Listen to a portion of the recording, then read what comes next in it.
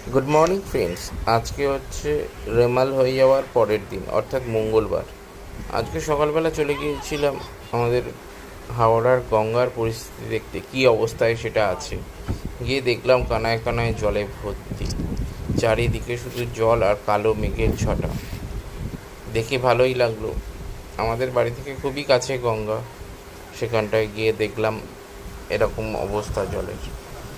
ভাবলাম আপনাদের সঙ্গে শেয়ার করি এই স্পেশাল মুহূর্তটা।